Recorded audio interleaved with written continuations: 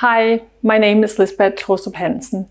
I work at the National Food Institute at the Technical University of Denmark. I'm also affiliated with the Arctic DTU, which is an umbrella organization for all researchers at DTU who are conducting Arctically related research. Today I will share with you information about water and sanitation in the Arctic and what it means for the opportunity to do industrial food production in Greenland. Greenland is surrounded by a 44,000 kilometer long coastline. There are abundant biological resources in the ocean that can be used to feed the world. Numerous species such as shrimp, halibut, cod, lumpfish roe, etc., can be harvested from there. However, due to the structures that you'll find in Greenlandic communities, the supply of enough drinking water and drinking water of the right quality can be an issue.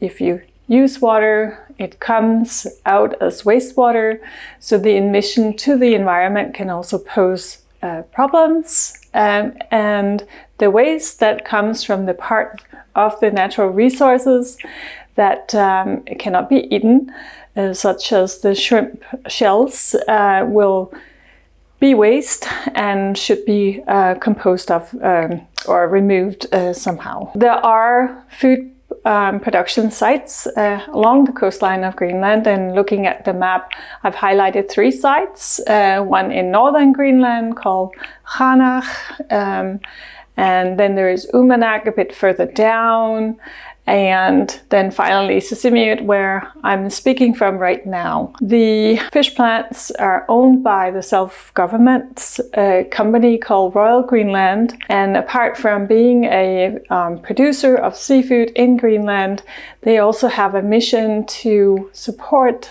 development and economies in all parts of Greenland, which is why they have so many production sites. The first case I will present to you deals with the issue of having enough water and water of the right quality to allow for the production of safe food products, in this case from shrimp. Northern shrimp, which are caught around Greenland, both on the eastern side and the western side of Greenland in the Davis Strait between Canada and Greenland. The food producers have to abide by both the Greenlandic law, and if they want to export, they also abide by the EU legislation to facilitate the export of Greenlandic commodities into the EU. And that poses a challenge for the drinking water supply, where the hygiene regulation stipulates it has to be potable water that's used in the food processing. Currently in Sisimiut, in the shrimp factory, they use about 75% of all the drinking water that is produced in Sisimiut. And so they rely completely on high quality drinking water being supplied to them. And due to the natural surroundings, it being surface water that's used as source water, the quality will show seasonal fluctuations, resulting in bacteriological problems and rejections of the product, and products being put on hold until the water quality and the boil odors are removed.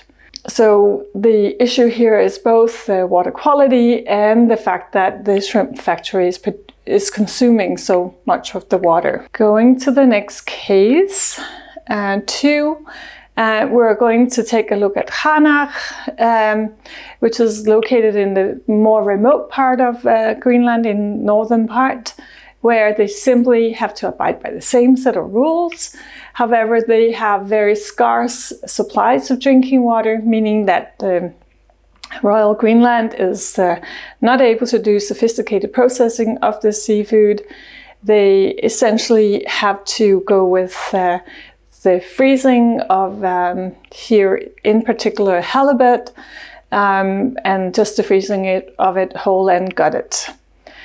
So here, due to the difficulties in getting the water tested and getting enough drinking water, it limits the opportunity to exploit the natural resources. We recently published a paper where we looked even more into the difficulties that rural Greenlanders face in their communities in terms of getting drinking water and having enough water. So I'm showing you the paper on this slide as well. Case 3 is the processing wastewater and its release.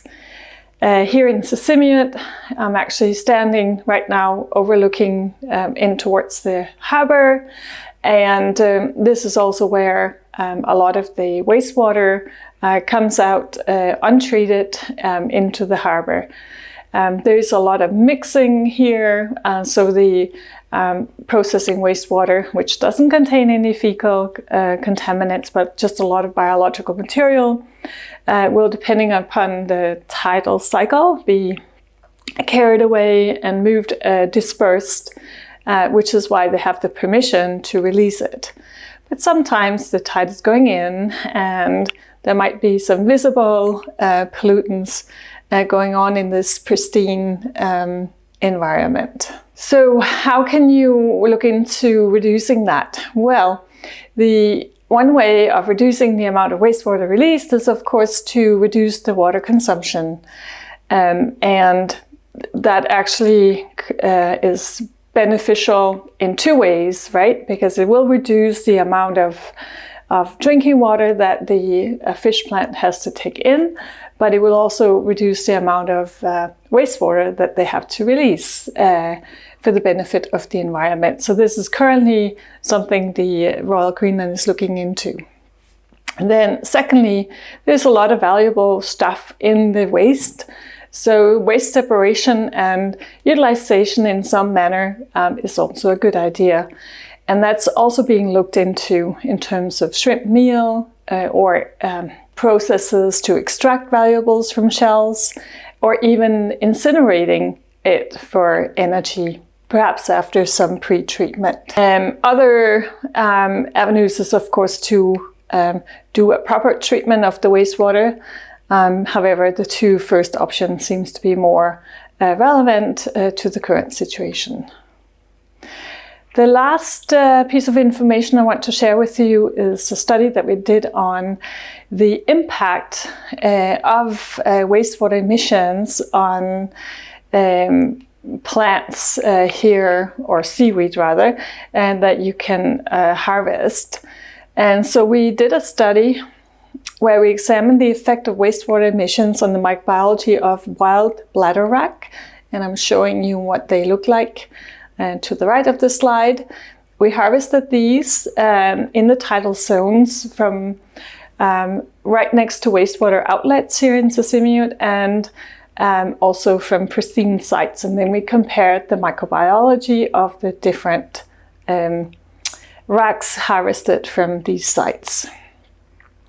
Our goal was to create the background knowledge that can be used to create best practices for the regulators in terms of where to allow people to harvest the seaweed or cultivate it. So what did we do? Well, right now, if you look at the circle to the left, that's where I'm located right now in Sisimiut. It is the second largest city here in Greenland, containing 5,500 inhabitants.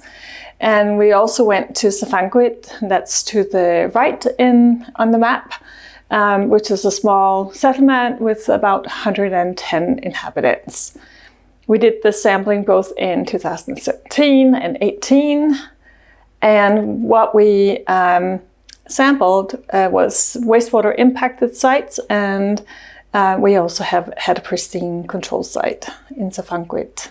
And here you can see some images from our sites. Site D, this is Sisimiut wastewater outlet, and Site E, the outlet where the hospital in Safanguit is at the bottom of these photos. So moving on, in the microbiology that we did, we, as I said, took both water samples and seaweed samples, and we used a common technique to try and release the microbiota that was on the surface of these plants, and of course analyzing the water as well. We extracted DNA from these samples, which allowed us to look at both the presence of a fecal human fecal gene marker by quantitative PCR, a common technique. And we also sequenced the community using 16S RNA amplicon sequencing. Then for the plating part, we used two types of petri dishes to plate. One to do a total plate count and one to do a count of coliforms and E. coli, which are both indicators of fecal contamination. We also subcultivated from these and used a mass spectrometry method to identify the bacteria. Okay, so sharing the results of the cultured and qPCR microbiology that we did to look at the fecal contamination. If you look at this table, the samples from Safanquid, both of the seaweed and the seawater, contained none of the fecal indicators. And this was the case for both the coliforms, the E. coli, and the human fecal marker HF183. While when we look at the sesimiute samples, they all showed signs of heavy fecal contamination, as shown in these numbers in this table. From the sequencing, we could also see great differences. As you can see from this figure showing the alpha diversity, so this is the type of bacteria that we find on the seaweed. It showed a very diverse community on the samples that showed some differences. And if you look at the yellow groups there, the Thiotrichk, you only find those on the sesimiute site, for example. The differences between the sites are probably more easily shown. If we look at the beta diversity in the communities, where you can see here the sesimiute site D is completely separated from the sesimiute site E, which is completely separated from Safanquid, which is the clean site. When we identified the bacteria, we could also see that we found human pathogens, so disease-causing organisms on seaweed from the exposed sites, while we did not find those on the seaweed from non-exposed sites. And we recently published all of this data in a paper that you can see here, and that is open access, so you should be able to download it if you're interested. But it also posed the question whether we can just use tidal seaweed to monitor the water quality, which is an interesting way to go. The seaweed remembers, kind of. Okay, this brings me to the conclusions. The drinking water availability and quantity is a challenge for the development of the seafood industry in a place like Greenland. We also have the issue of having to test the quality of the water, and it can be a challenge to get the samples of the water to the lab within the 24 hours that the law stipulates that you need to do. The motivation for treating wastewater in Greenland is currently mainly fueled by aesthetic concerns and a wish to reduce the drinking water consumption in the processing industry, so you have more drinking water for the people and tourists. And we think that we could use these racks, bladder racks from tidal zones to prove that whether a site is impacted or not. And the results from the seaweed studies also gives a lot of information that can be used to inform the government, which is regulating licenses, to give people licenses to cultivate or harvest various products, whether it being seaweed or mussels, oysters, scallops, etc., etc. So with that, I want to thank you very much for listening to this presentation.